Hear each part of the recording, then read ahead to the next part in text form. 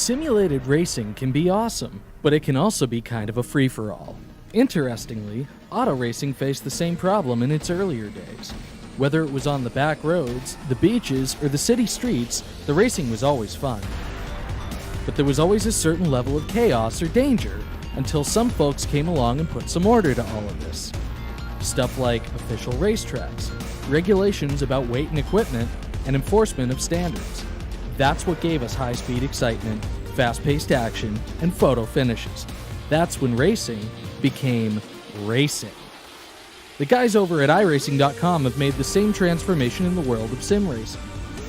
See, iRacing analyzes the performance and results of each driver in every race, so you can be sure you're always placed in races where the competition will be tight and that those reckless drivers who ruin it for us all will be kept in the pits.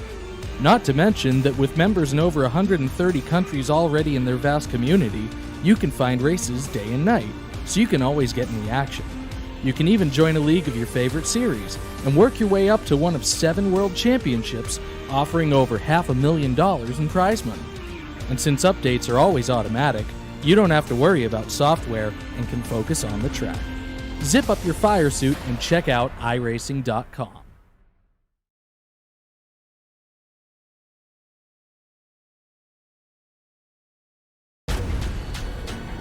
This is the original esport racing game. This is iRacing.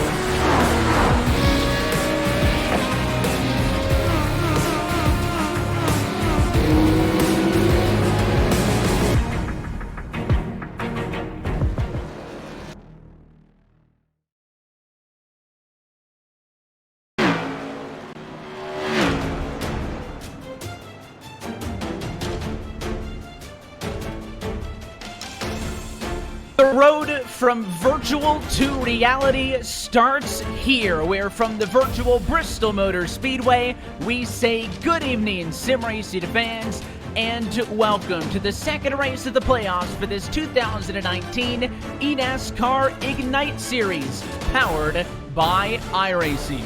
Happy that you're with us tonight from Thunder Valley on RaceSpot TV and the iRacing Esports Network. As always, Evan Pasoko, Justin Prince upstairs with you on the call tonight, Justin, as we get set for the second round of the postseason, and it comes to a very different racetrack than what we saw just a week ago at Richmond. Absolutely. We go to Thunder Valley here tonight. Times are going to be lightning quick, just 15 seconds a lap at the very most. You're going to have drivers near bumper-to-bumper bar, and it's going to be very tough for a lot of these machines to get around here. They're going to be carrying tons of speed as they try and find the checker flag this evening.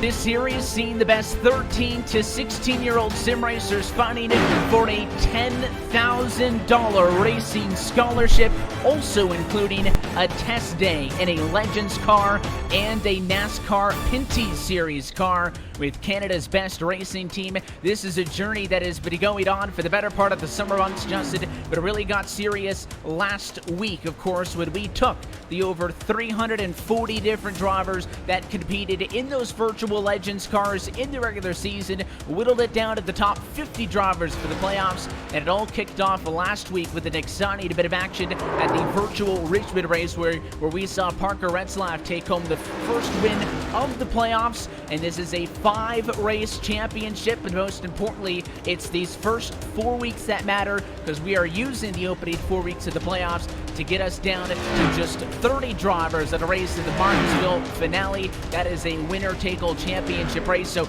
all of the drivers, Retzlaff included, that made it to the main event get the right foot forward, and obviously have a big up coming into tonight. Absolutely. While many drivers might be already focused on Martinsville, it's key to note on top of that, though, that all it takes is one bad race or potentially even 2 bad race weekends to drop you out of that top 30. So while some drivers might feel comfortable, others that are still looking to find their way to their first feature tonight are going to feel a lot of pressure to get themselves in that top 30.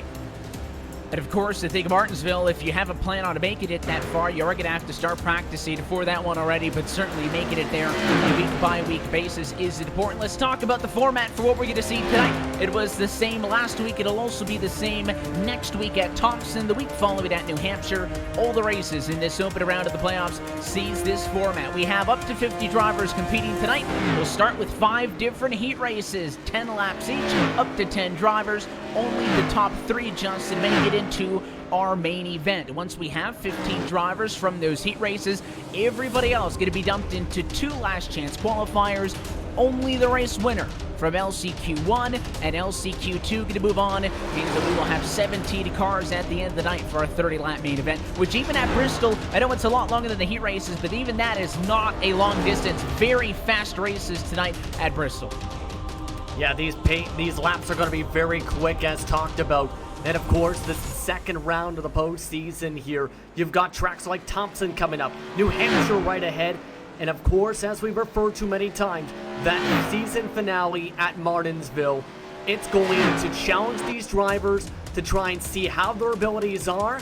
And tonight, it's going to be curious to see how they handle the high banks and handle the tire management and the potential looseness off these high banks. Drivers just wrap it up with their practice session. We'll now have a 3-minute qualifying session. It'll dictate which heat race they start today's event in. Let's talk a little bit more, though, about the points picture coming into this evening. Justin, I mentioned that the drivers who made it to the main event have a big up on the rest of the field, and let's explain that. When we talked about the format, we said that only 17 cars make it into the main event. If you don't make it to the main event, you still earn points through where you finish in the LCQ if you fail to advance, but it is a substantially lower margin. Of course, Parker Retzlaff leads the points. He's got 84. That was courtesy of the race win. He's got a 7-point lead over Hunter O. Johnson, who's second. Max Cook's in third. Donovan Strauss fourth. And Jose Salas Jr. Those are your top 5. But to really illustrate this, J. Mitchell Adams was the last placed car in our main event last week. He scored 33 points. The highest driver outside of that, Riley Thompson, scored the most points out of non-main event racers. He only scored 8. So it is a huge jump to make the difference as we see some highlights. Yeah, it's a major jump, and you don't want to be those drivers that end up missing multiple features. You want to try at least make 1 or 2 to make your life easier, essentially. But as we seen last week, though, we've seen a dominating performance, again, from Parker Retzlaff to be able to take the checker flag in that feature, led basically almost all the laps in the entire race, and mind you, is getting ready next week to take part in just his second K&N start at the World Technology Raceway at Gateway. So you're talking about a guy with a lot of real-world experience, and is becoming an up-and-comer, essentially, in the real-world racing, too. The whole proximity racing team, but a good night for Retzlaff. He started on a pole in his heat, won it, started on a pole in the main event, and went on to win that one as well. And this is something, Justin, that we talked about for those who joined us last year for the 2018 and inaugural iteration of this eNASCAR Ignite Series powered by iRacing, where Zach Novak was our eventual champion. If it's a familiar name, he's a driver in the eNASCAR Pekin Freeze iRacing Series with Roush Fenway Racing. You can catch him this upcoming Tuesday right here on the iRacing esports network. But there is a very fluid mix of drivers, again, just 13 to 16 years old to qualify for this series, that may have no real-world experience, and that $10,000 racing scholarship could be huge for them to kickstart something, race it against drivers equally on the sim who do have that real-life experience, as you noted. Absolutely, and one of the drivers that I discussed this actually with Max J. Cookson earlier today about getting about what could happen if he was the one to come out on top. He's only had about 5 or so legend starts in real life so far in the state of Maine, but is looking to potentially build into the late model side of things, potentially for next season. The $10,000 scholarship might be huge to kickstart that opportunity to be able to get the parts you need, to be able to get the cars you need and the chassis you need to get some starts together. That could potentially be a huge major break depending on who gets this championship in the next couple weeks. And it looks like it is going to be another good night for the one Retzlaff. We'll wait for qualifying to officially wind down, but we're looking at sub-15-second lap times for the entirety of the field, Justin, which means that these 10-lap heat races are going to be gone in no more than 3 minutes. Yeah, it's going to be extremely quick. Again, just those 10 laps distance, and we've already seen with some of the highlights already you've seen. Attrition could be key. Track position is going to definitely be key, especially here because there's not a lot of time to get yourself in that top 3. You need to be near picture perfect, as drivers like Cookson said, from your line from corner entry to corner exit to have a chance to come away with the checker today. Heat race number 1 is ready to roll. Let's go trackside. Take a look at your Race Spot TV starting grid, and it is going to indeed Parker Retzlaff, best of them all. He'll bring us to the green flag at heat race number 1. He will be joined by teammate Hunter O. Johnson on the outside of the front row in second. Nicole Cabré starts third in this race. Max J. Cookson, good result a week ago. He'll be P4 in this one, and Jackson Crowder rounds out your top 5.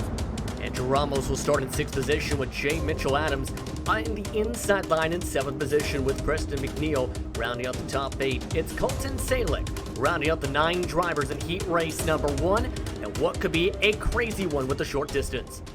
What makes Bristol the last great Coliseum? Well, it's a racetrack just a smidge over a half a mile in length, but it is the 26 to 30 degrees of progressive banking that makes this one such an exciting place to watch races at, and we're happy that you're going to be a part of this race here with us tonight on Race Spot TV and the iRacing Esports Network. Encourage you to be a part of the conversation all night long. You can use the hashtag eNASCAR to be involved in this one. But the pace car is going to dive down and in, and the field is in the hands of last week's race winner, Parker Retzlaff, as he gets set to kick off the second week of the playoffs in this eNASCAR Ignite Series powered by iRacing. A pace car down and in. Let's see what the number 1 machine has, as it's an early jump for him. Let's go racing at Bristol, and already we're going at it for second on back as Cookson trying to go 3 wide. He's now up into the outside wall, 3 wide behind them. And a disastrous start for Cookson. Lost the bottom immediately, had the contact already at the start, and is already stuck in the high side into the fence. Oh, and he's up and over. The 2 car of Cookson is on his lid into turn number 1. No caution to get in these heat races. Will stay green. Cookson got hijacked there. It was the 12th car of Colton Salick who pushed up, put him into the wall, and Cookson's night is done. Just like that, one of the best cars headed to the LCQ. An absolutely rough one there, and drivers mentioned they want to be on the bottom side potentially, and you can see why. You can push up tight, potentially out of turn 4, especially here we see multiple kinds of cars, and that time it ends up costing that machine, but everyone else is calm for the time being. I think that chaos off at the start maybe scared some people straight. No changes, 1, 2, and 3. Again, those are the transfer positions. It is Retzlaff first, Johnson second, Cabré in third. That's all where they started this race. So Jackson Crowder would be the first driver to challenge. Number 27 has picked up a spot in P4, and the 13 at Cabré got a little bit sideways that time. We're already past halfway in this opening heat race. The 27's looking to make up about a 3-car length difference down into quarter number 3. Yeah, and you can see already by how these drivers are handling, especially Cabré, they can get very loose on the corner exits, similar to what we've seen at Richmond, a bit of a handful. However, if you're able to have good throttle control and enter the corner, not over-aggressive, but also not under-aggressive, so to speak, you're able to hold on to the race car, and you can see right now, while he's a little bit of time, he's in a good spot to still defend, though, on Crowder. We'll see if he's going to be able to hang on to this one. This time by Popsicle 6 to the air. Just 2 more laps to go for Parker Retzlaff, who is pretty much had a walk in the park, and he has not started from pole in any race so far these playoffs. It hasn't not won any as well after he was perfect in his heat race and the main event just a week ago at Richmond. White flag in the air. Can your top 3 hang on to it? It looks like it is going to be smooth sailing to the end. Heat race is short enough that they're just going to come shy of catching the lap traffic, and final time at turn 4, Parker Retzlaff wins heat race number 1. He'll be on pole for the main event later on tonight. Hunter Johnson comes home in second position, and Cole Cabré was able to maintain first, second, and third. Did not blink, and they're all moving on. Crowder, Adams, Ramos, Salick, McNeil, and Cookson all do not advance out of heat race number 1, an unfortunate result for Cookson.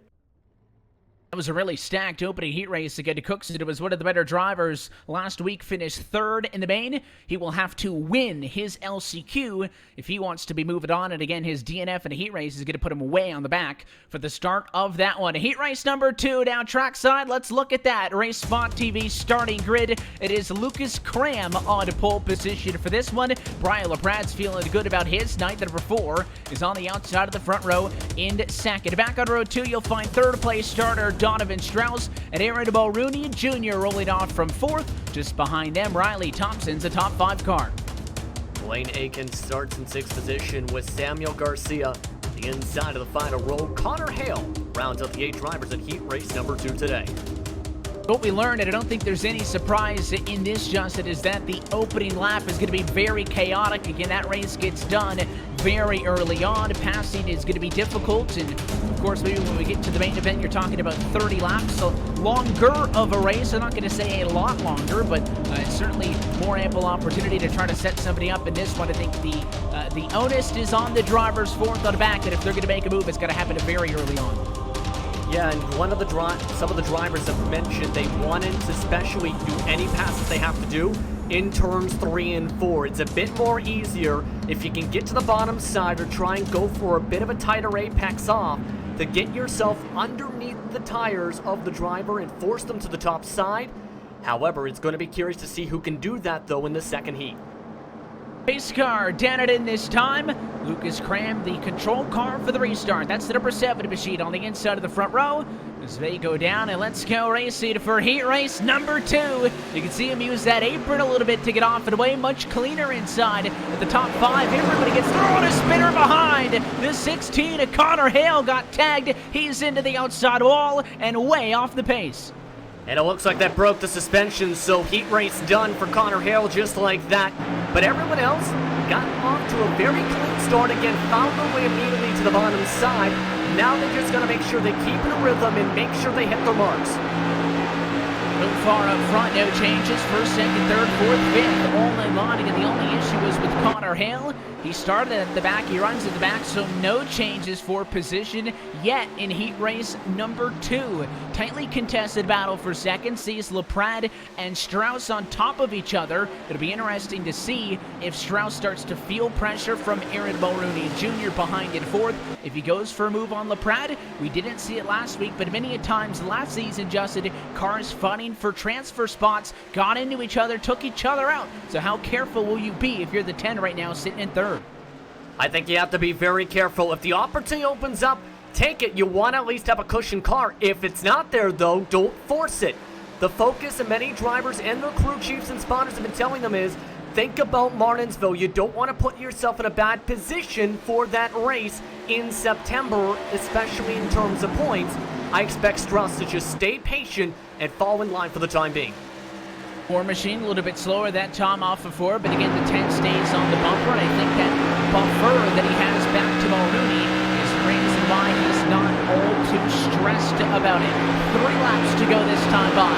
Still Cram, LaPrade, Strauss, Ola, they started in transfer spots. There's the 10 to the inside, and it's a gutsy move, because if they stay 2x2, Mulrooney is going to join the picture. 10 can't do it. He's seen the opening, tried to take advantage of it. That, however, has allowed Mulrooney Jr. back into the opportunity. He just can't get to the bottom side, though. If Mulrooney Jr. wants to try and get this transfer spot, he might have to use the bumper bar or hope Strauss gets a bit loose on corner exit, potentially out of turn 2. You can see the 10 right at about a lane higher. White flag in the air. Last lap around for the second heat race of the night. Cram is going to be uncontested up front. LaPrade, a little bit of a buffer in second. Strauss looks safe enough as we come into the final quarter. Lucas Cram pulled the checker, wins heat race number 2. LaPrade stays second, and Donovan Strauss, biting at the heels of the 4 car in front of him, does hang on for 3rd. All of those drivers to the main event. Regular season champion Mulrooney Jr. finishes 4th. Thompson, Aiken, Garcia, and Hale, however, do not advance in heat race number 2. Mulrooney, 7th place in the main event last week, also now going to have to qualify in through a win or go home last chance qualifier. Go trackside now for heat race number 3. Presley Sora on a pole position for this one. It'll be the number 41 car in control. The 23 Reese Bayham to his passenger side in second. Dylan L. Parker starting third tonight. Caden Rush is in fourth position with Martin Gatzulis scored a P5. Mason Tessier will start in sixth position with Spencer Dickinson and Ty Ippolito rounding out the final row. Look at your heat race number 3 starting grid, and I mean, we weren't lying to you when we said these heat races are going to blow on by, and maybe this puts the challenge to somebody like a Reese Bayham that we have not seen anybody from the top 3 fall out so far in these opening 2 heat races. The pole sitters won both so far. Look at Parker giving a shot at the 41 car there. Just being a little playful, I think, before we get things started here for heat race number 3. Know that he's there. But these drivers are in good spirits. Some of them have been working together. Of course, we mentioned proximities drivers. But of course, guys like Cookson working with guys like Donovan Strauss to make sure they know their lines. Some of the Brady brothers, in fact, that run some races at Atlanta Motor Speedway. They are helping them on the spotter stands. Teamwork has been pretty crucial for some of these drivers, and has been one of the main key things to make sure they keep things clean as the playoffs continue. We're going to be on board with that 11 to Dylan L. Parker inside of the second row in third position for the start of heat race number 3 as the pace car is going to dive down and in. And let's see if the 41 goes a tad bit early like everybody else. Yes, he does, and it is a great start. He's got a handful of car lengths to turn 1, and we are side by side for second. It was not a good start for Reese Bayham on the outside. He'll lose that spot to the 11 car. And he'll have to try and find a way to the bottom as quick as he can. He's not in the prime spot, though, but might be able to pull his way down and just might have to pull a tight move off the corner exit to shut the door and keep that line able to do so, because now Gatzulis is struggling on the bottom side. In fact, the 29. The 29 looked like he was going to be the one to the inside of Bayham, but instead, now enthralled in his own battle with Caden Rush, gave Bayham the space to tuck back down. The 29 really tight that time at turn 2, has to let the 8 car go, and instead of going up to the top 3, Gatzulis falls right back down to where he started in P5. Look at Rush, though, in the 8 car, right on the back bumper of Bayham. It's the best fight for the transfer spot we've seen so far tonight. 6 to go this time. It's a car length difference between 3rd and 4th. And he looks a little bit more comfortable on corner exit. You can see how deep he's trying to send it in and get that double apex right at the bottom side of turn 2. That was described as the perfect line, but the battle for the lead is on. And it is Parker down on the inside line, trying to take it away for the 41 of Presley Sora. First lead change tonight. The 11 car has done it. Behind them now for 3rd. Rush is on the inside of the 23 of Bayham. They are side by side for the final transfer position in this race. It is going to be very difficult, though, Justin, for the 8 car to make that thing work on corner exit, pinned down on the inside. Yes, indeed, because the driver on the outside can try and squish them down, and it's tougher to launch off the bottom of the racetrack when you're side by side. Could potentially even snap loose or get too tight and potentially hit the driver on top. So you have to have a good balance of give and take, and with a track like Bristol, it can take multiple laps to try and get a pass done. The 8 car is not going to give up, though. 2 laps to go this time by. Parker out in the race lead. Well, we said maybe the fact that everyone's got to pull the checker thus far would raise the gauntlet. He's done it. He is pulling away, and the 8 car is going to try it again here for the transfer spot. This time he pushes up on Bayham, tries to bully him side by side at the white flag. The fight for the main event position is going to come down to the final lap in this one. Parker's going to win it. Sora's going to come home in second, but look at the 8 car all over the 23, beating and banging at a turn number 4. Oh, and they're going to wreck each other. But it is Caden Rush taking 3rd and moving on atop of Reese Bayham. 6 1/1000ths of a second for the final transfer spot. That's a way to try and move on, with Bayham, Dickinson, Ippolito, Gatzulis, and Tessier not moving on. Should note 6 on back did get in an incident as the battle for the lead went on. Well, that just goes to show you that if the outside car could pinch down, you are not invincible on the outside line, as he pushed him up, moved him out of the way, and Caden Rush, squeezy to Bayham, is going to move on. And Reese in the 23 machine, very fast race car, is going to find himself as well in those dreaded last chance qualifiers. Heat race number 4 is trackside. Let's take a look at the Race Spot TV starting grid. This one will see the 4th fastest overall qualifier, Jose Solis Jr. start on pole position, and Steven Rosales from 2nd. Austin Edwards starts in 3rd. Tyler Marvel is 4th, and Patrick Moose P5.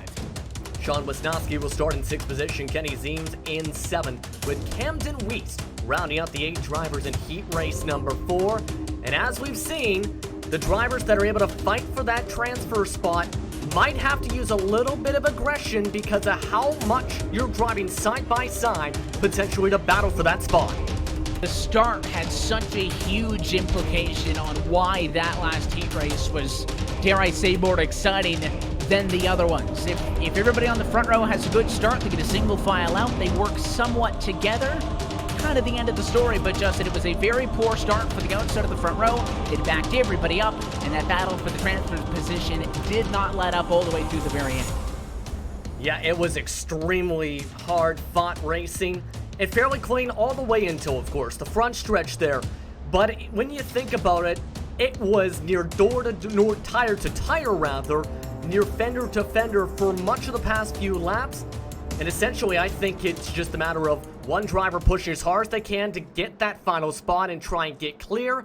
The other driver trying to defend as hard as they can, and overall, I'd just say a racing incident. But now it's going to be curious who gets this transfer spot this time. Dylan Parker, who won heat race number 3, was the first driver tonight to not start on a pole for a heat race and win it. Caden Rush, who got that third and final transfer spot, also the first driver tonight to start from outside of the top 3 and to work his way in to get that golden ticket right into the main event. Pace car down. Let's see what the number 5 of Jose Solis Jr.'s got for the field. Green flag in the air. Heat race 4 off and away. Great launch for Solis Jr. already, and already the top 3 drivers to the bottom. But keep an eye on guys maybe like Tyler Marble in this one. They showed good speed in practice, especially towards the end of the session. With these type of track conditions where the track surface starts to cool down a touch with the sky above, he might be somebody to watch if he gets in a good position. And in conventional racing terms, we would caution that, don't put too much weight into a qualifying time, because obviously a race trim's a different story, Justin. But we're only talking about 10-lap dashes in these. You're looking out to go and put down 10 Q laps, basically. So it is a very good indication of who's got a good race car for the heat races. Main event, 30 laps may be a bit different, but it was a surprise. Top 3 seem like they're the fastest car. Tyler Marble struggling on corner exit. He's losing some time to Austin Edwards, and much to the vein of Patrick Moose, the 24's all over him. Yeah, and there's a lot of pressure now all the way towards the back, and Marvel's starting to actually struggle a bit, about a 1/10 of a second slower corner. And you mentioned the importance of hot laps, especially with this distance of 10 essentially hot laps.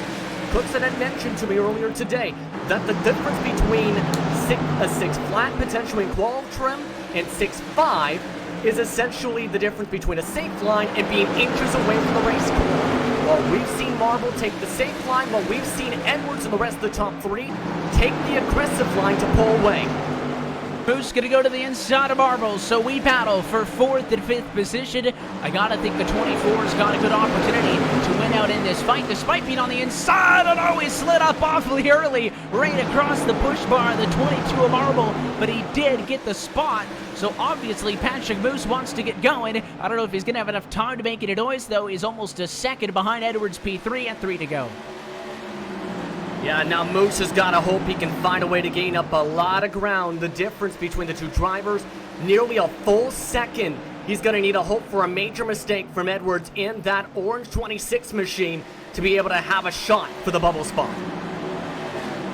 White flag going to be in the air this time through. The 24 machine is, again, one out in that fight, but it seems like Moose's accomplishment's only going to serve for the LCQ. Battle for the race lead sees Rosales trying to go to the inside of Jose Solis Jr., but it is not going to stick off at 2. And as they come out of turn number 4, the number 5 car of Victory Lane, he'll move on to the main event. Solis wins heat race 4. Steven Rosales comes home 2nd. Austin Edwards 3rd. 1, 2, 3. All from start to checkered.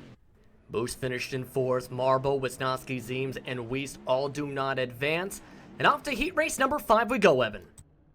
And let's look at the starting grid for this one. It'll see Andy Truppiano on pole position. And the way the qualified works is the 9 was the 5th fastest in Q. He leads us to the green flag in this one. And the 8 car of Trayton Lapsevich, well, he was 10th fastest in qualifying, so he ends up 2nd for heat race number 5. It'll also include Dylan Alt, who starts 3rd position, Colin Slife in the number 4 spot, and Sean Leisure rounds out your top 5. Alex Grayett starts in 6th position with Dominic Howe in the 7th spot. Emmanuel Wolf rounds out the top 8 drivers, but again, the pressure is on, and this is another pretty strong split here because you've got 3 drivers that are looking to have strong performances here. Tropiano looking to try and improve on last week's feature Richmond. Looking to rebound after his rough feature. Well, Lapsevich is looking to gain more than 1 point for not taking part in the feature last week. And he's very, again, tight with everybody else down below those top 17. Again, the last place driver of the main event last week got 33 points. The highest score driver not to make the main only got 8. So just getting to the main event is a huge step if you want to be in the top 30 come the end of New Hampshire Motor Speedway to race at Martinsville for that $10,000 scholarship and a handful of real-life race car tests.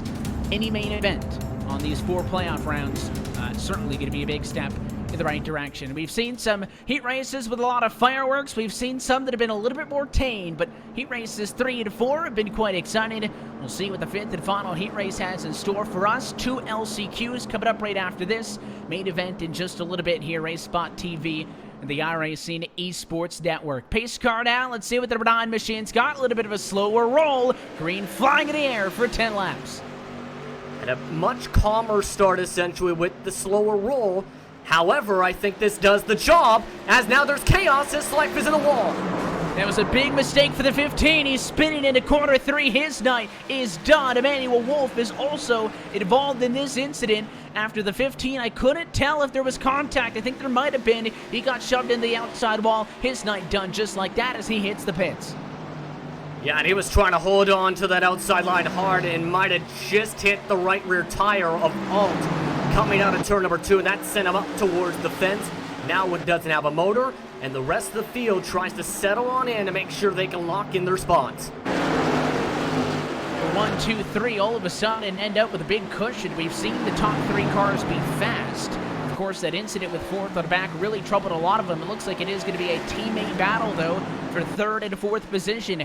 Dylan Alt's got it. Sean Leisure wants it. We'll see how well they behave with one another, because, again, there's no guaranteed going into an LCQ, but only one of up to 17 cars in that LCQ is going to make it home. Just we've already talked about numerous big names that had top 5s, top 10s in last week's main event, not getting out of their heat races and already being slated on the grid for the LCQs up next. Leisure doesn't want that, but how much risk do you put your teammate at as the 17 and the 19 run 3rd and 4th? Only one of those two, if it comes down between them, can move on.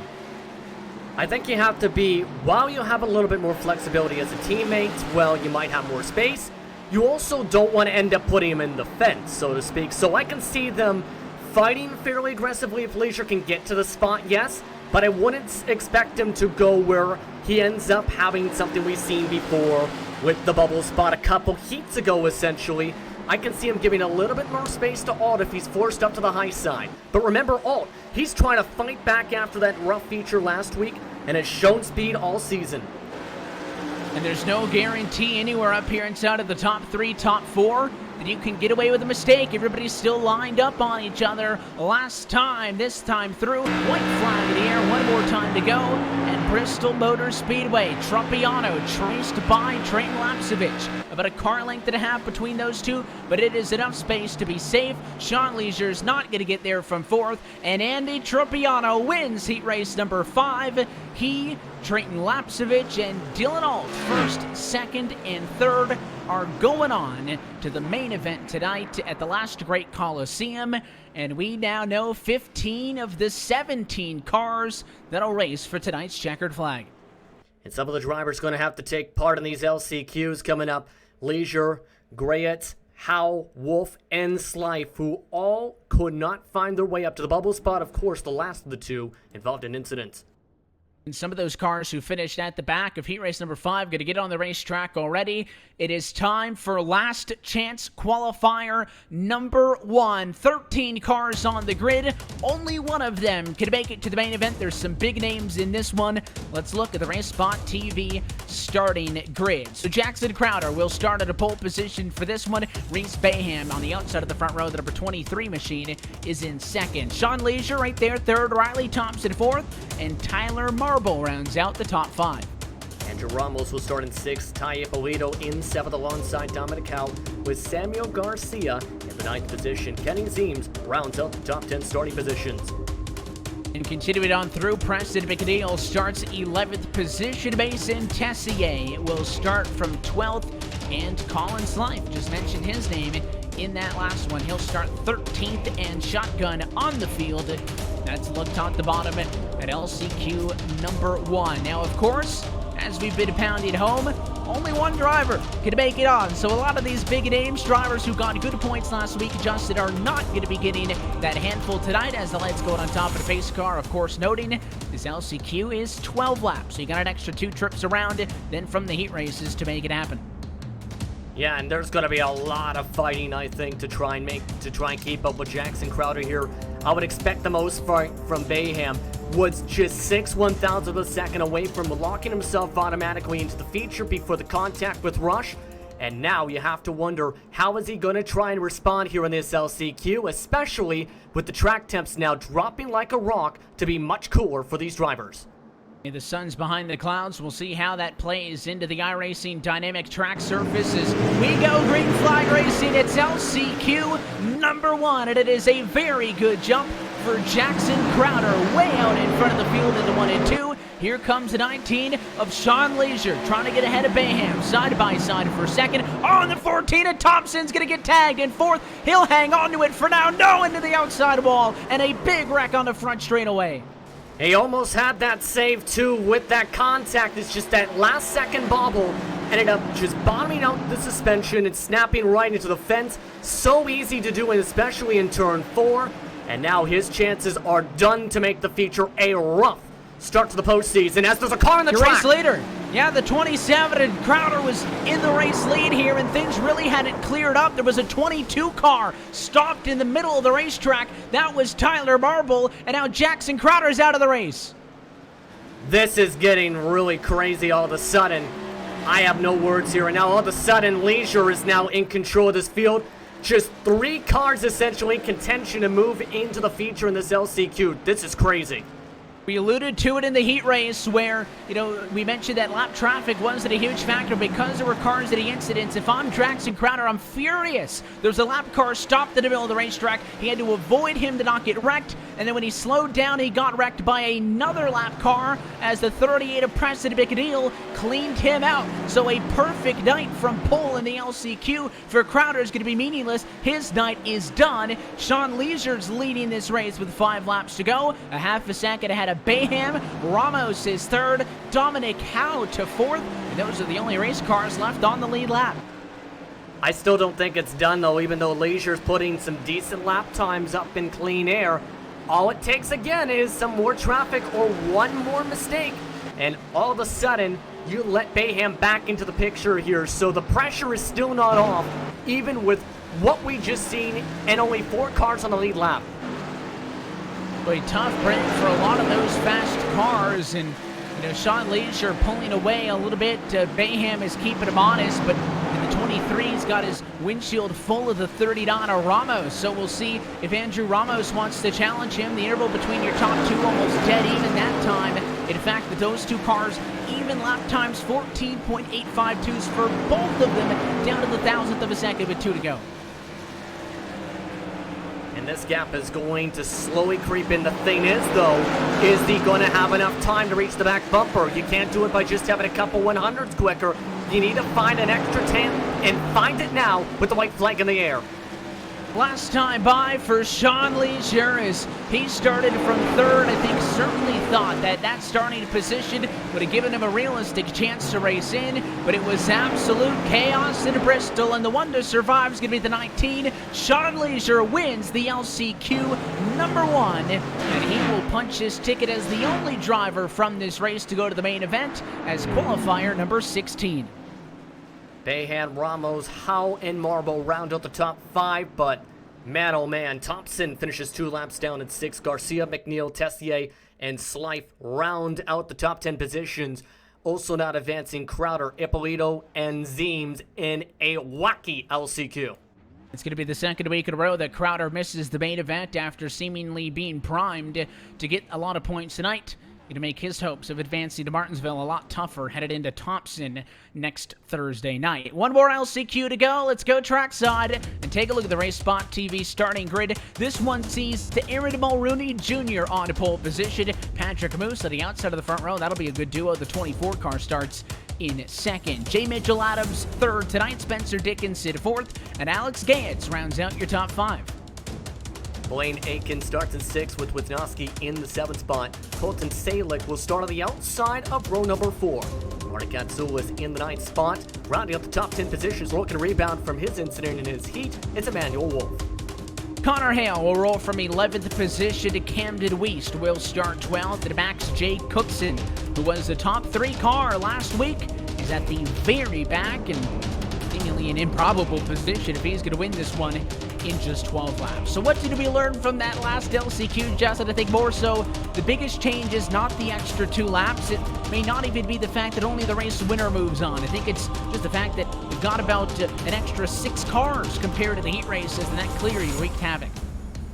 Yes, indeed, and we've seen it a little bit at Richmond here and there, especially in some of the wrecks in the feature, I have to be honest. And that was something a couple of the drivers said. Track position would be key, especially with what could potentially happen in the mid to back pack of this field. And it's at Bristol, while it's a self-winning racetrack, the walls are much more tighter at this point, and you basically don't have a lot of room for error at Richmond. You had a little bit more space. Now, the pressure is on for everyone else, though, to keep themselves clean and think of the big picture. No caution, so you're going to race with the track conditions as is. Green flying in the air for LCQ number 2, and a very good start for pole sitter Aaron Mulrooney Jr. He's got 4 car lengths into center of 1 and 2. Here comes Patrick Moose on the outside. He'll hold off J. Mitchell Adams to hang on to second, and watch out for Spencer Dickinson, the 32, trying to make some noise. He's got a good run out of 4, and a half a car length advantage into 1 over Adams. In the wreck in the back, Max Cookson was trying to be aggressive to move up through the pack and gets into an incident coming into turn 1, so his chances to make the feature are done. One more car's wrecking a 4.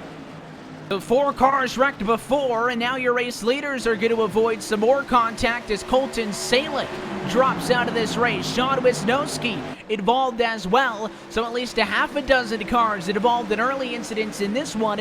I think the fact that they're happening to back Justin has to go to show you that they know they got to get a lot of spots early. Only the race winner moves on, and some people may be overdriving their cars back in the pack. Reset button, though. Only 4 laps down, a long way to go, and Patrick Moose has closed the distance. Second place is all over Mulrooney in the battle for the race win. And remember, there's only the 1 transfer spot to lock yourself into the feature, the last available spot, in fact. So Moose is going to try everything he can. At this point, though, you can see what he's trying to do differently. He's trying to bank it down the track and try and get a launch off the corner like a ramp. It's slowly getting him some speed and nearly making contact that time on Mulrooney Jr. It worked so well. Yeah, I don't even need to question if he's going to go for the bump and run. He tried it that time, drove it in hard into 3. He was just too far back. And you can see he's trying to set himself up, taking a wider exit. He's going to go higher up the hill, so he gets the run off for the corner. Here could be an opportunity to the bumper and to the inside. The 6 car shuts the door, though, as Mulrooney blocks him all the way to the apron.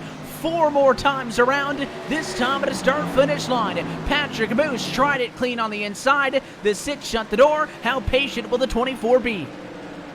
At this point, I think he has to wait until potentially coming to the white flag or the last lap to make the move. Don't show your hand too early, because if you do, you're going to have a lot happen. They've already just made contact again with the bumper bars, so Moose is not afraid to make some type of contact to try and move on.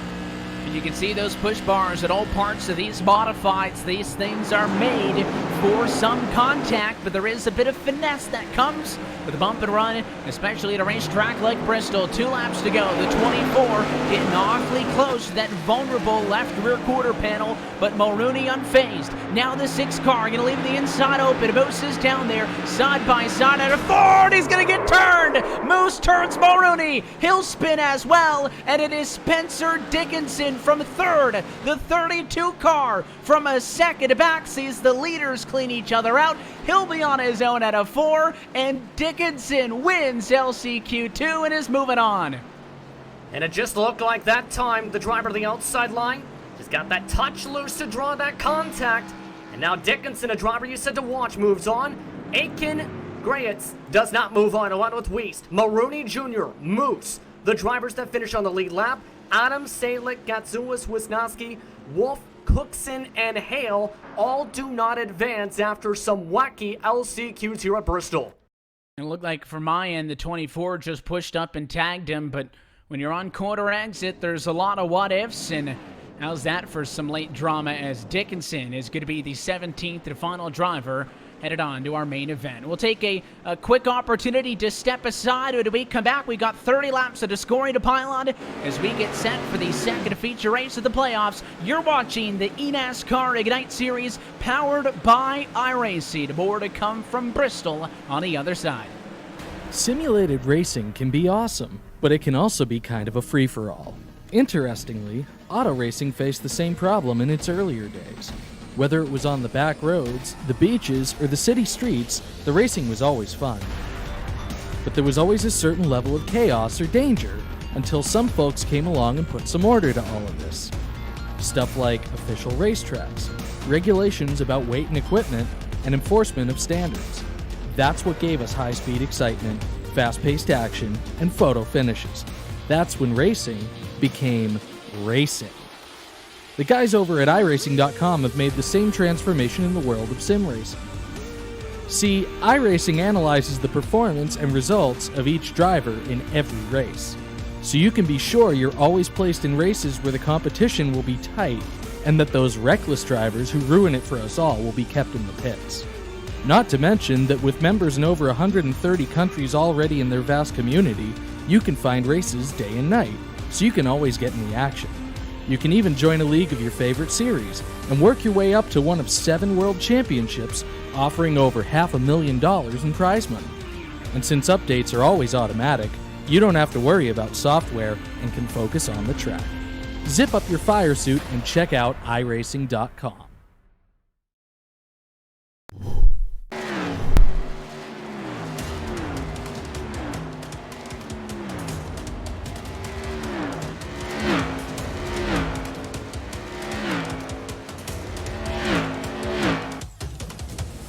And back live at the virtual Bristol Motor Speedway, it's time to go main event racing for the second race of the playoffs on this 2019 eNASCAR Ignite Series powered by iRacing. Happy that you're with us. RaceSpot TV, the iRacing Esports Network, Evan Kosoko and Justin Prince are with you, and it was an incredibly exciting end. Controversy in there as well to the LCQs. Justin, let's go trackside and introduce you to your 17-car grid for the main event. Parker Retzlaff will start on a pole position. He looks to pick up his second win in his many weeks after winning heat race number 1 from pole. He'll bring us to the green flag in this. Lucas Cram going to be on the outside of the front row in second. Dylan Parker, heat race 3 winners third. Heat race 4 winner Jose Solis Jr. is fourth. And to stick with the trend, heat race 5 winner rounds out your top 5. That's Andy Tripiano.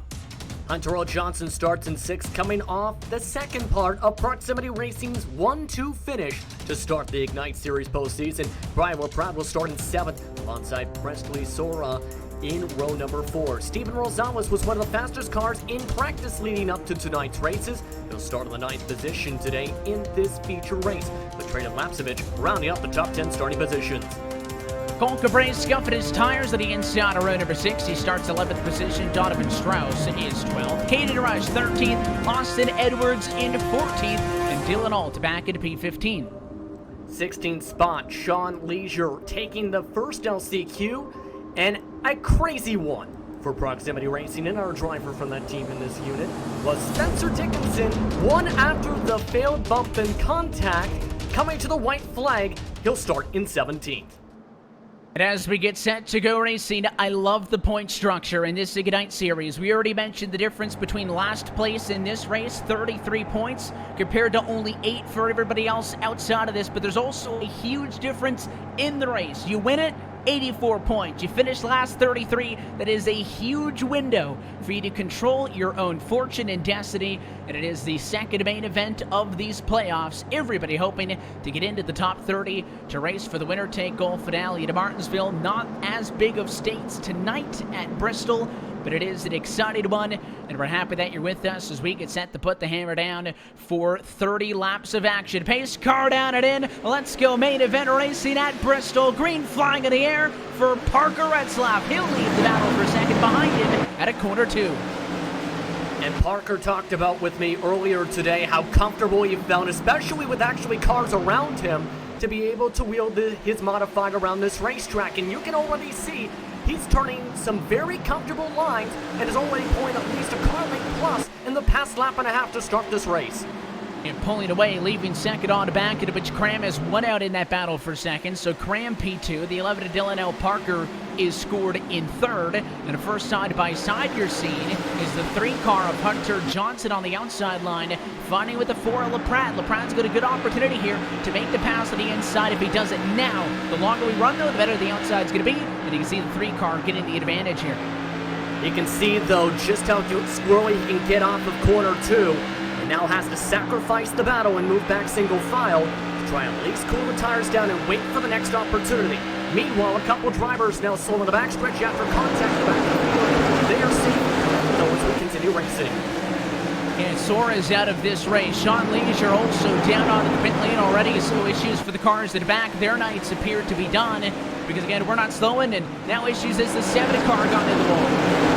Actually, it was Jose Salas Jr., the 5 car, in fact, that got in the wall and bunched everyone up for about 6th or 7th on back. And that's opened up the revolving door. You can see LeBron trying to dive his way through the opening, along with Cabret, who just put Rosales in the fence.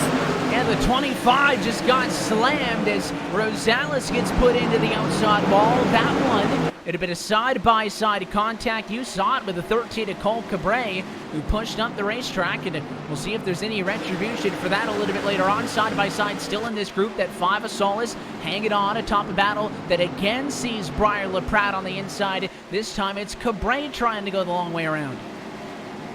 And right now you can see LaPrat's just trying to hope he can find a way to clear by Cabret at this point. And they're near wheel-to-wheel trying to fight. But the thing is, look at the line LaPrat's trying to do. He's actually touching the apron, and that's actually getting him a loose on corner exit, more so than I think he realizes right now. And that's why he's now going backwards with everybody trying to pass him up high. We saw Johnson make the move, and then we saw Solis. Cabret passed him. Next up on deck, the indicated rush. Give it to him as well. So really struggling here is Briar LaPrat as he needs to find his way up in line soon. Oh, and there it is, right across the nose of Steven Rosales. That's happened a couple of times tonight to the 25. And Rosales is now going to get loose and actually make contact there with Dylan Alt. But now the revolving door's open for him, so he's going to have to try and hook the final way towards the bottom soon. Meanwhile, the leaders are about to reach lap traffic for the first time tonight. The 17 and the 25, they're still beating and banging back here. They kind of knocked off sides with each other, and then the 17 tucked aggressively in line behind Rosales. But you're right, first time under green flag conditions like this. Not wrecked cars on the racetrack, just slower cars that Retzlaff is catching up. That's the 41 machine of Sora. Going to go way up the hill, nicely done to allow Retzlaff and Cram to go on through as the battle for the race lead continuing. Those cars separated by about 4 car lengths right now. Next time by halfway home in this 30-lap main event. And that's how quick the racing can get here at this track. They're running 14.8s to 14.9s throughout the entire field. In fact, Lapsevich, in fact, was the fastest car on track as the last car on the lead lap. So these machines are coming around very quickly and nearly on top of each other in pace as the battle heats up now for 6 and 7.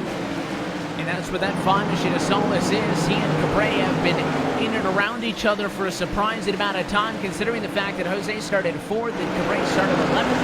5 brought back pretty quickly, and 13 made up these spots pretty quickly. And we'll see how they negotiate these spots. They're already, though, 2 seconds off the race leader. Still valuable points for top 5 cars. You're in the 50 and 60 range for points if you're P5 on back. So very valuable positions here. See if these drivers navigate this, as I think mostly through the field. I think first time tonight we're actually single file through. Yeah, and that was one of the things talked about too with the tires wearing down, was as the race went on, the tires actually wear nearly evenly according to some of the drivers across the grid for tonight with this modified set. And that means basically you're running it nearly exactly the same. The difference is throttle control. And that's where some of the good to great drivers are separated. If you can't get on the throttle well, you have the bottom open up like Cabri who gets towards the inside here. Your race leader has now got lap traffic that's actually holding him up a little bit. He just started to pull away from Dylan Parker for first and second. It crams on the back bumper of Parker Retzlaff, of course, your race leader in the 7 car. This traffic just had brought these two cars together. They had started to separate a little bit, and I know that the lap cars have been trying to get out of Parker's way. It slowed him down a tad. There's a bubble, and this race is far from over. Lucas Cram wants to make it interesting with 8 laps to go. He looks to the inside, but can't get the position. And both these drivers have a couple things in mind. One, the big picture, knowing that the strong points are still in line, but two, you still want to at least try and fight for the victory, knowing how much momentum that can help give you for the rest of the postseason, and confidence, essentially. So Cram is doing exactly what we've seen with the second LCQ, trying to ramp it down the banking as the 5th place car gets in the fence. Andy Trupiano falls down the 5th after being in 4th after hitting a wall. Trupiano catches the fence. Johnson's going to pass him, so they exchange P4 and 5, and it is now a 3-way battle for the right lead. Oh, what a bobble by Lucas Cram. He's been closing in on Retzlaff with 1 car as they make him mistakes. It was a huge slide for the 7, another big slide, that top of the 4. He is really pushing that car, and he's giving away valuable time now. Retzlaff's got a bumper to breathe with as they'll come to 4 laps to go this time by. Parker in 3rd right there on the bumper of the 7 car as well. He also with a big slide out of 4 as these drivers on the oldest tires they've seen all afternoon long. And some great saves by these drivers inside this top 3. And this is going to continue to get more bobbling as these drivers try and push the throttle a little bit more. Again, to be able to get a good launch, you have to control the throttle and don't just slam it to the floor like it's an on and off switch. These drivers, though, are trying to push that limit with 2 laps to go this time. And who's going to make the mistake? The 1 car stayed perfect. Any sort of error will allow the 7 to reel it back in. It is 2 laps to go at Bristol. Even Hunter Johnson from 4th now, starting to close in on the conversation. But it is all eyes on Parker Retzlaff, who got a lot of race wins in the regular season, who had pulled a checker in both his heat race and the main event last week. So far, perfect tonight. Winner of heat race 1, and from pole position in the main event is going to hold off Lucas Cram. Final top of the 4. Retzlaff wins the main event at Bristol in the eNASCAR Ignite Series, powered by iRacing, and is perfect through 2 weeks. And this was something he was hoping. He was actually hoping to, at the very least, get a top 3. But one of the main goals to keep things nice and simple for yourself is, if you can dominate, you put yourself in the best position because, well, you have the least amount of drivers to try and deal with and cars to race around. And so far, Retzlaff has looked really strong these first couple weeks with perfect 2 for 2 to start the postseason. An incredible start for him. Let's look top to bottom at your full race results. Retzlaff, the winner. Lucas Cram, 2nd. And Dylan L. Parker in 3rd. We'll hope to be trackside with all of them in just a few moments. Hunter O. Johnson just misses out on that P4, with Andy Trupiano rounding out your top 5. Jose Solis Jr. behind in 6th spot. Cole Cabre is 7th. Caden Rush at 8th with Brian LaPrade and Steven Rosales through the top 10. Donovan Strauss comes away in 11th spot after starting in 12th with Austin Edwards. In 12th, Spencer Dickinson after winning the 2nd LCQ. Rose up to 13th with Dylan Alt and Trayden Lapsevich, rounding out the top 15 positions. Presley Sora and Sean Leisure round of the drivers. Those last 2, though, finished multiple laps down. Let's go down to Bristol Motor Speedway Victory Lane, where we are caught up with the driver of the number 1 machine, Parker Retzlaff, winner tonight at Bristol. Parker, congratulations on the win. I know that you guys were coming into this one with the expectation of getting another good result, but 2nd week in a row of being perfect, you're 2 for 2. Yeah, I mean, it was the last one I feel like was a lot harder, and I started making mistakes at the end, and Lucas was coming, and I just kind of figured it out at the end and kind of started to pull away a little bit. We saw you start to bobble at points there, and he was able to get back into the bumper. I think that was with about 8 laps to go, and, we're thinking, oh boy, here we go. And the next thing you know, the mistakes go back onto his hand. It was a lot of the racing tonight, limiting to mistakes. Obviously, at Bristol, that margin for error is so thin, but obviously these race cars were very different at lap 22 of the main event than they were at any other point with how short the heat races are. Yeah, the car started to get really free, and you had to the track got really bad, and the car got free, and it was just sideways off, and you just had to try and not get loose. Know that the way that this playoff championship works, you guys are pretty much locked in already, having won the opening 2 main events. Again, still 2 more to go, but seems highly unlikely that you're not going to maintain a top 30 spot, because that it all comes down to that winner-take-all finale to Martinsville. Are you guys already testing there, or is it going to be complete focus on next week's track as we go race it at Thompson? No, I think we're gonna focus on next week, and we'll just go week by week, and then practice a lot when we get to Martinsville, and just try and be really good when we get there. Well, you're in a rhythm, and so far it's working for you. Very good in the regular season, and again, a perfect so far with a race win last week at Richmond. And tonight at Bristol, we'll let you head back to the team and celebrate. Before we do, we got you. Anybody you want to say hi to? I don't know. My uncle is watching. My parents are all watching, and I got a lot of family watching. And just thank you to everyone, and good race to Lucas. Thanks to everybody that I practice with and the whole team at Proximity. Thank you. Well, you're certainly making it proud out there, and we appreciate you as well for giving us the time. Again, congrats, Parker, on the win, and if the one machine stays this consistent, maybe we'll chat with you again next Thursday. Yeah, hopefully. Thank you. The race winner tonight at Bristol, Retzlaff, gets his 2nd in a row on the eNASCAR Ignite Series powered by iRacing playoffs. Lucas Cram-Johnson was the driver who really tried to make this one interesting. A lot of points, though, for the driver of the number 7 machine. You're here trackside with our runner-up. Yes, indeed. Lucas had a very strong day today and very strong night overall, I should rather say. Lucas, coming away 2nd today, how are you feeling about your strong run overall this entire event here at Bristol?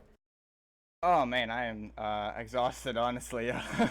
I drove my heart out there trying to get to Parker, and I knew it was going to be tough to try to pass him, obviously with how tough it was to pass out here and how loose it was, and I just drove off the right rear trying to get to him, and I couldn't quite hang with him, but it was incredible. I honestly did not expect it. If you told me I was going to run 2nd here tonight before the race, I wouldn't have believed you, so that was really cool. That was really special.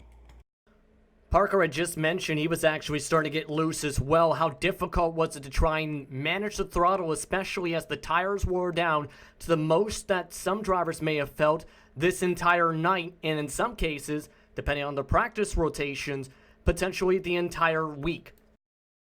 Yeah, running that middle lane really helped kind of cool off the tires a little bit and save the right rear, but with the arc we were kind of pulling there, it was burning up more, so you saw Parker and I and Dylan even kind of run the bottom at some points to try to cool off the right rear, but yeah, it was really tough. It was really just managing the right rear, and yeah, like I said, I kind of drove it off a little bit too much trying to get greedy there and get underneath him, but it was just somehow able to work out to where I was able to hold off Dylan and everybody else behind and finish up a solid 2nd. Now, of course, as you mentioned, the solid 2nd. The next race though, on the schedule, the series heads to Thompson, just updated earlier today. A late afternoon start at that short track. Your thoughts heading into Thompson? Yeah, it's a really unique racetrack, kind of like Bristol as well, and it's going to be pretty difficult to pass there as well. Obviously, it's a single groove racetrack, and you kind of run a similar-ish line where you kind of arc it high and then you go back down on exit, so it's going to be really fun there. I've run an SK modified race there before, and it was really hard to pass in that race. So I think it'll be pretty hard to pass again next week, but it should be fun, and I'm looking forward to it. Looking forward to see what you can do, especially in your NASCAR Whelen Modified Tour machine. Is there anyone you want to thank for being a part of your 2nd place finish today to finish off the 2nd race of the postseason? Oh yeah, absolutely. Huge shout out to iRacing and NASCAR for putting the series on, and Tyler for coming in and setting everything up with everybody. And today, after starting 2nd in the feature. And continuing on down through the running order tonight, Dylan Parker comes home in 3rd tonight at Bristol. We're down with him now. Dylan, congratulations on a good result. First, I'll just ask you about this race. You started 3rd, you finished 3rd. How'd the main event go for you? Well, It went really well. I didn't really think I had enough speed to finish in top 3 or do really well with this track because it wasn't really easy to pass. But out through the run, I felt like I was really much faster than Parker and Lucas later in the run because I wasn't really racing as hard as them. So I started catching back up to them because they burned off their right rear, but I just couldn't really find a way to get past Lucas to get to Parker. So just try to stay back in 3rd and get a good points day. And obviously, points, you mentioned that's a big factor. You came into tonight's race, scored 20th in the championship standings. Of course, only the top 17 make it into any given feature race, so you weren't able to get the distance out of last week's opener at Richmond. And it's a point that we've been to make it on the broadcast that it's a huge difference in points between the main event or not. So to be able to get the massive load of points that come with the podium, how's this set you up for Thompson next week? Well, just try to get to the feature in that one too, so I can just stay consistent and try to run with these guys to see if I can really hang with them in Martinsville, really try to just compare myself. I know that you guys have been racing on the short tracks around the country, throughout the regular season to qualify for these playoffs. And, the schedule may sound flashy. Richmond, Bristol, New Hampshire, Martinsville, all on there. But it is Thompson next week. What do you expect out of that one? And what are some things you're going to be working on between now and next Thursday? Definitely try to find a way to pass, because that track is really hard to pass at. So just try to become a good hot lapper, qualify good, and try to find a good way to pass if I need to. Well, we're taking a look at that number 11 modify now. It's got a couple of names on it. Who do you want to say thanks to? I just like to say thank you to my uncle, who's pretty sure has been watching this, and my parents who lets me do this, and this one really meant a lot. We appreciate your time as always. Again, Dylan, congrats on the podium, and hopefully for your sake this momentum continues, and we'll catch you next week. Best of luck. Thank you. The 3rd place finisher tonight at Bristol, and a big thanks to our entire top 3 for giving us some time post-race. Parker Retzlaff, your race winner, Lucas Cram 2nd, and of course Dylan Parker in 3rd position. A boatload of points for a lot of these drivers. Justin, notably, the top 17 were well and ahead of the rest of the field coming into tonight. It is going to be a larger number than 17. That is still ahead, because if you've missed both feature races thus far, you're in trouble. There are some drivers who have made one, missed one, maybe reverse order, that are kind of in middle portion, but still looking good. But if you're the drivers, and there was a couple of fast ones in the heat races that got involved in incidents, didn't make it to this 30-lap main, I'm nervous now going into Thompson because we are already halfway through the open round of the playoffs. Absolutely agree on many of the drivers, especially the ones that have made 0 features, to be incredibly nervous because now the pressure is on to try and make it into those tracks. And it was just talked about by Parker. Thompson might be a place drivers could struggle to try and pass, and is a bit of a wild card in terms of going towards a NASCAR home track for the schedule. It's going to be curious to see who can perform at that racetrack compared to as you mentioned, the flashier names we've seen in the schedule. It's my wild card for a reason. We might see some crazy racing at Thompson next week. And we hope that you join us for that one. Of course, sticking with the theme of Bristol, not only is NASCAR National Series action here at the Last Great Coliseum this weekend, we also hope that you join us this upcoming Tuesday, August the 20th, for the eNASCAR Peak Antifreeze iRacing Series right here at Bristol. It is the last race before the playoffs, so we hope that you join us then. But of course, we will be back with you next week. Until then, though, second round of the playoffs are in our rearview mirror. That's it for us here tonight at Bristol Motor Speedway. I want to say thanks to the entire team behind the scenes at RaceSpot TV, iRacing, and eNASCAR for putting this on. On behalf of your entire team tonight, for myself, Evan Pasoko, for Justin Prince, and our producer downstairs, Randy Cheneth, want to thank you for tuning in as we roll on into week number 3. We'll catch you next time on Thursday, August the 22nd, from the virtual Thompson Speedway. That race and every race at the 2019 eNASCAR Ignite Series, powered by iRacing, can be found right here on RaceSpot TV and the iRacing Esports Network. Until next time, good night from Bristol, where it's once again Parker Retzlaff in Victory Lane.